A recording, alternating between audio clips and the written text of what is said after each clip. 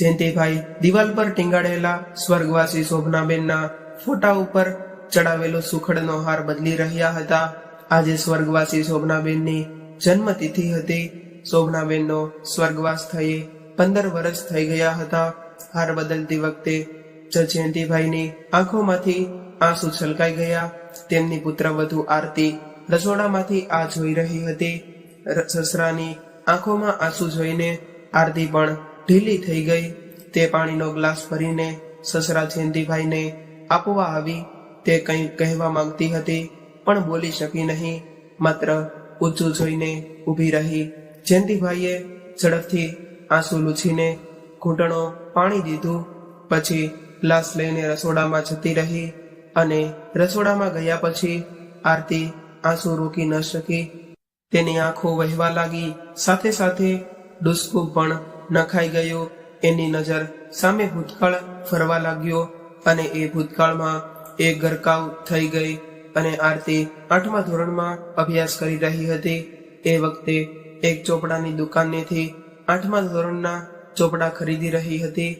ચોપડીઓનો કુલ કિંમત 105 રૂપિયા થઈ હતી, પણ તેની પાસે 100 રૂપિયા જ હતા। એટલે આરતીએ દુકાનદારને કહ્યું, ભાઈ, આમાંથી એક ચોપડી પાછી લઈ લ્યો। પણ દુકાનદારે કહ્યું કે અમે ચોપડાઓ ના આખા સેટ જ તે વેચીએ છીએ, એટલે આખા સેટના પૈસા હોય તો જ તે ચોપડા લે। થોડી વાર આરતી ઊભી રહી। તેના ચહેરા પર એકદમ ઉદાસી છવાઈ ગઈ। છેવટે નીચું જોઈને ચાલવા લાગી અને અચાનક તેના ખભા પર કોઈકનો હાથ પડ્યો અને શબ્દો સંભળાયા, ઊભી રે બેટા। એક શબ્દો શોભનાબેનના હતા। શોભનાબેન અને જયંતિભાઈ પણ દુકાનેથી શૈક્ષણિક ચોપડાઓ લેવા માટે આવ્યા હતા। આરતી સાથેની આ બધી હકીકત તેઓ જોઈ રહ્યા હતા। એટલે જ તેમણે આરતીને ઊભી રાખી અને આરતી ઊભી રહી। એટલે જયંતિભાઈએ 10 રૂપિયા કાઢીને તેના હાથમાં આપ્યા અને કહ્યું કે લે બેટા, આ 10 રૂપિયા અને હવે આખો સેટ લઈ લે। દીકરી, તારું નામ શું છે? આરતી બોલી, મારું નામ આરતી છે સાહેબ। તમે ક્યાં રહો છો? મારી મમ્મી મને 10 રૂપિયા આપશે ત્યારે હું છેક તમારા ઘરે આપવા આવીશ। બેટા, પૈસા આપવાની કોઈ જરૂરત નથી, એમ સમજજે કે હું તારો અંકલ છું। અને જયંતિભાઈએ લાગણીના ભાવ સાથે કહ્યું। શોભનાબેન અને જયંતિભાઈ 10 રૂપિયા આપીને સ્કૂટર પર બેસીને જતા રહ્યા। થોડી વાર માટે આરતી તેમને જોતી જ રહી। થોડી વાર પહેલાની તેની ઉદાસી હવે આનંદમાં પલટાઈ ગઈ। તે 8મા ધોરણની ચોપડીઓ ખરીદીને ચાલતી થઈ। આ વાતને 3 વર્ષ વીતી ગયા। આજે માતૃછાયા સ્કૂલમાં ધોરણ 11ની પ્રવેશ કાર્યમાં પછીનું મૌખિક ઇન્ટરવ્યુ છે। પ્રવેશ પરીક્ષામાં આરતીને 100માંથી 97 માર્ક્સ મેળવ્યા હતા અને અત્યારે મૌખિક ઇન્ટરવ્યુમાં તેમનો પહેલો જ વારો હતો। એનું નામ બોલતા જ તે આરતી ઓફિસમાં ગઈ અને ખુરશી પર ઇન્ટરવ્યુ માટે બેઠેલા 2 વ્યક્તિઓને જોતા જ તે આરતી આશ્ચર્ય પામી। તેને ઓળખતા વાર ન લાગી। ઇન્ટરવ્યુ લેનાર શોભનાબેન અને જયંતિભાઈ જ હતા। નમસ્તે સર। નમસ્તે મેડમ, તમે મને ઓળખી? મારું નામ આરતી। આજથી 3 વર્ષ પહેલા 8મા ધોરણના ચોપડા લેવા માટે મારી પાસે પૂરતા રૂપિયા ન હતા, ત્યારે તમે મને 10 રૂપિયા આપ્યા હતા ને સર, હું એ જ તે આરતી। અને આશ્ચર્યના ભાવ સાથે આરતી બોલી। જયંતિભાઈ અને શોભનાબેન બંને શિક્ષક હતા, એટલે 3 વર્ષ પહેલાની ઘટના થોડી કંઈ ભૂલે અને શોભનાબેન બોલ્યા, હા બેટા, ઓળખી તને। આ સ્કૂલમાં જયંતિભાઈ અંગ્રેજી અને શોભનાબેન અર્થશાસ્ત્રના ધોરણ 11 અને 12ના શિક્ષકો હતા। બંને પતિ પત્ની હતા। જયંતિભાઈ થોડી વાર આરતી સામે જોતા રહ્યા અને પછી પૂછ્યું, બેટા, તારા માતા પિતા શું કરે છે? આરતીએ જવાબ આપ્યો, સર, મારા પપ્પા તો આ દુનિયામાં નથી।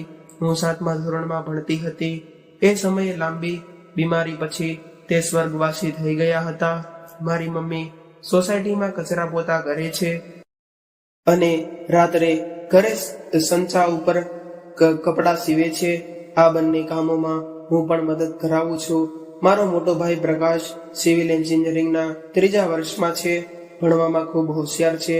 મારો ભાઈ અભ્યાસની સાથે સાથે મારો સવારે સવારે ન્યૂઝપેપર પણ નાખવા જાય છે. અને શોભનાબેન ને જયંતિભાઈ આરતીના જવાબથી ભાવ વિભોર થઈ ગયા. અને શોભનાબેને આરતીને પૂછ્યું, બેટા, તું 10મા ધોરણમાં 93% કેવી રીતે લાવી, એ વિશે થોડું કહીશ? આરતીએ જવાબ આપ્યો, હા મેડમ, ચાલીમાં અમારું નાનકડું મકાન છે. હું સાંજના 8 વાગ્યાથી રાતના 1 વાગ્યા સુધી નિયમિત વાંચન કરતી હતી. આ સમય એટલે કે મારી મમ્મીને સંચા ઉપર બેસવાનો સમય. છતાંય સંચાનો અવાજ ક્યારેય મારું ધ્યાન ભંગ કરી શકતો નહીં. હું ક્યારેય ટ્યુશન ગઈ નથી મેડમ. ફક્ત એક ધ્યાન થઈને કરેલી મહેનતે મને આ પરિણામ આપ્યું છે. જયંતિભાઈએ કહ્યું, તને ખબર છે આરતી, તારી 10મા ધોરણની ટકાવારીને લીધે તને આ સ્કૂલમાં મફત પ્રવેશ મળશે, પણ વાર્ષિક 10,000નો અન્ય ખર્ચો તો થશે જ તે. શું તે ખર્ચો તને પરવડશે? આરતી ખુશ થઈને બોલી, હા સર, હું અને મારી મમ્મી સખત મહેનત કરીને પણ એટલો ખર્ચો કાઢી લઈશું. મારે આવી સ્કૂલમાં આગળ ભણીને MBA થવું છે. સર, શોભનાબેન અને જયંતિભાઈ ઘડીભર એકબીજાની સામે જોઈ રહ્યા. છેવટે શોભનાબેન બોલ્યા, બેટા, તારું ઘર અહીંથી કેટલું દૂર છે? આરતી બોલી, મેડમ, અડધો 1 કિલોમીટરથી પણ થોડું ઓછી. અને શોભનાબેને ખુશ થઈને કહ્યું, તને આ સ્કૂલમાં એડમિશન તો મળી જ ગયું સમજ, પણ લે, આ અમારી સોસાયટી અને મકાનનું સરનામું. પરમ દિવસે રવિવારે તું અને તારી મમ્મી સવારે 10 વાગે આવી જાજો. મારે તારી મમ્મી સાથે થોડી ચર્ચા કરવી છે. રવિવારે 10 વાગ્યે આરતી અને તેની મમ્મી જયંતિભાઈના ઘરે પહોંચી ગયા. જયંતિભાઈ અને શોભનાબેન તેમની રાહ જોઈ રહ્યા હતા. ઘરે કોઈ ત્રીજું વ્યક્તિ હાજર હતું નહીં.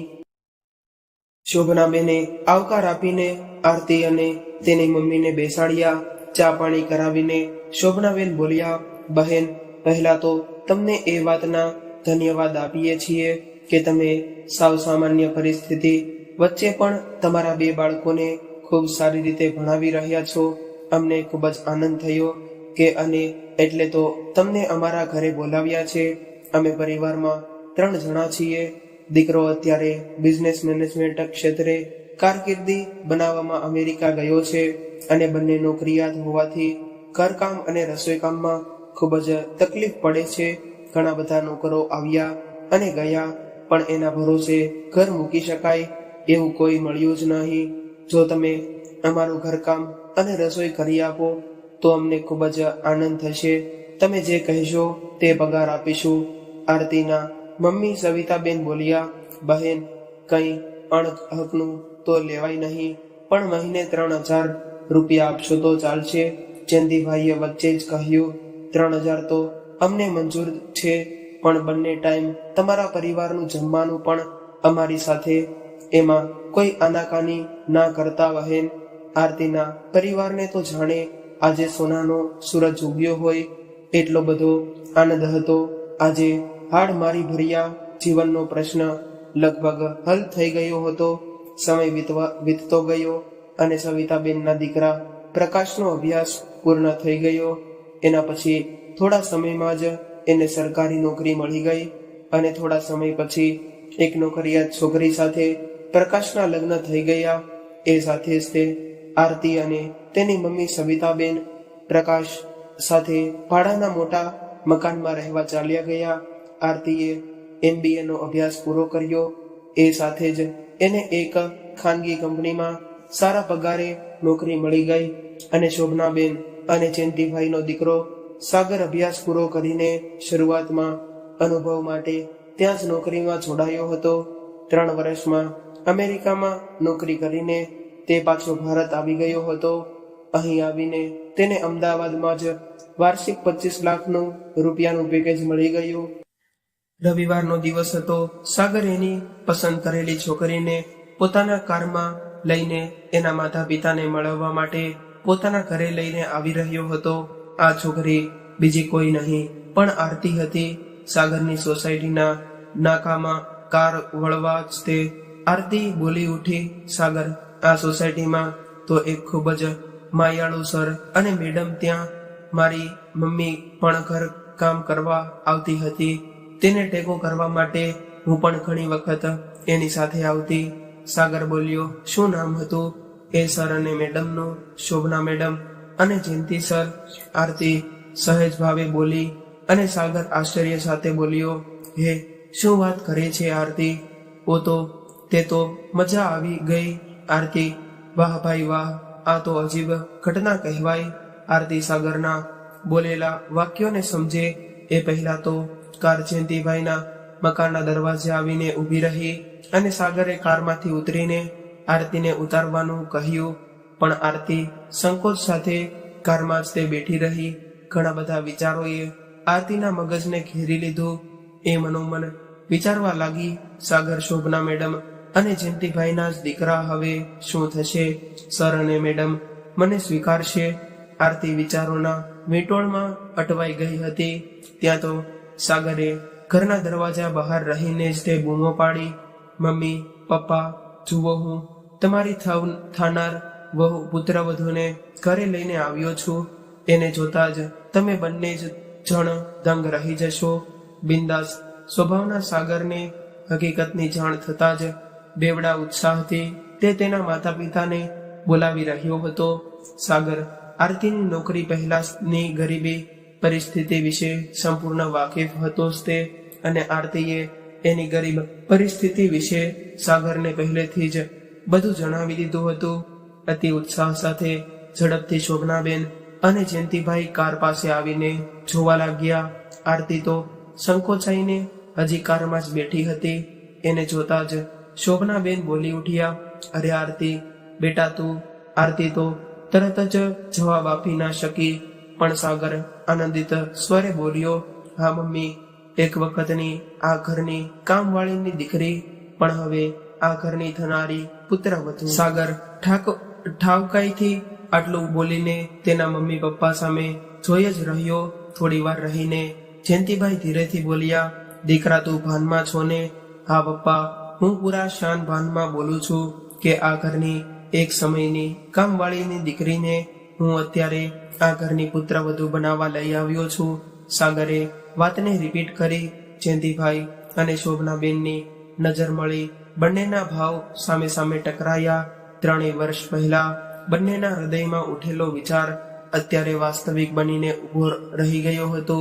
વાહ રે પ્રભુ, તારી માયા. બેટા, આ વિચાર તો અમને 3 વર્ષ પહેલા આવ્યો હતો. આરતીના સંસ્કાર, શિક્ષણ જોઈને એ વખતે મેં અને તારા પપ્પાએ આ વિશે વિચાર કર્યો હતો, પણ અમે તને કહી ન શક્યા. આજે એ ઈચ્છા પ્રભુએ પૂરી કરી. અને શોભનાબેને આનંદિત સ્વરે કહ્યું. આરતી આ બધું સાંભળી રહી હતી અને એના જીવમાં જીવ આવ્યો. એણે એકદમ વિસ્મય થઈને કારમાંથી ઉતરીને દોટ મૂકી એ શોભનાબેન અને જયંતિભાઈના ચરણોમાં પડી ગઈ. શોભનાબેને આરતીને ઊભી કરી અને ભેટી પડ્યા. હરખના અશ્રુ બિંદુઓથી બંનેની આંખો વરસી પડી અને આરતીએ શોભનાબેન અને જયંતિભાઈને કહ્યું, મમ્મી પપ્પા, તમે ફોન પર બિટ્ટુ નામ લઈને વાતો કરતા હતા, એ સાગર હતા. એ તો આજે ખબર પડી. સાગર અને આરતીના ધામધૂમથી લગ્ન થયા. લગ્નના 3જા વર્ષે આરતીએ જોડિયા દીકરા દીકરીને જન્મ આપ્યો. દાદા દાદીના ખોળા લાલુડાથી ચિરાઈઓથી ગુંજી ઉઠ્યા. પરંતુ વાહરે કુદરત હૃદય રોગના હુમલાઓમાં શોભનાબેને જીવ ગુમાવ્યો. સાગર અને આરતીના અપાર સ્નેહ છતાંય જયંતિભાઈ સાવ સુનમુન બની ગયા અને ઘણા સમય સુધી રસોડામાં કોઈ હલચલ ન થતા જયંતિભાઈએ તરફ જઈને બોલ્યા, બેટા આરતી, શું વિચારમાં સરી પડ્યા છો? 2 વખત વાક્યનું પુનરાવર્તન થતા ભૂતકાળમાં ગુમ થયેલ આરતીની તિંદ્રા તૂટી અને એની આંખોમાં આંસુ ક્યારેય થાકી ગયા હતા. અને ભદ્રદયે જયંતિભાઈના ચરણો સ્પર્શ કરીને આરતી બોલી, પપ્પા, મમ્મીએ આ દુનિયાને છોડીને 15 વર્ષ થઈ ગયા, છતાં એમને હું એક દિવસ પણ ભૂલી શકી નથી. તો તમે કેટલા ઠક્કણ હૃદયના છો કે મમ્મીની યાદના આંસુ અને આંખોથી પી જઈને અમને કળાવા પણ દેતા નથી. ઘરમાં ઘડીભર ગમગીની છવાઈ ગઈ. ત્યાં જ બારણું ખુલ્યું. મેડિકલ લાઈનમાં અભ્યાસ કરતા જયંતિભાઈના જોડિયા પુત્ર પુત્રી ક્રિવિશ અને ક્રિશા હાથમાં ગુલદસ્તા સાથે હાજર થયા. બંને સ્વર્ગવાસી દાદી શોભનાબેનના ફોટા પાસે ગુલદસ્તો રાખીને વંદન કરીને જન્મદિવસ મુબારક દાદી કહીને દાદા જયંતિભાઈના ચરણ સ્પર્શ કરવા લાગ્યા. થોડું વાતાવરણ હળવું થયું અને થોડી વારમાં સાગર પણ આવી પહોંચ્યો અને બોલ્યો, પપ્પા, મીઠાઈ સાથે રસોઈ પણ તૈયાર થઈને આવી ગઈ છે. ચાલો વૃદ્ધાશ્રમે ઘરડા માતા પિતાને ભોજન કરાવવા જઈએ. તો મિત્રો, આજની વાર્તા કેવી લાગી તે કોમેન્ટ બોક્સમાં જરૂરથી જણાવજો. અને જો વાર્તા ગમી હોય તો લાઈક કરીને વધુમાં વધુ શેર પણ કરજો. અને આવી જ અવનવી વાર્તા સાંભળવા માટે ચેનલને જરૂરથી સબસ્ક્રાઇબ કરજો.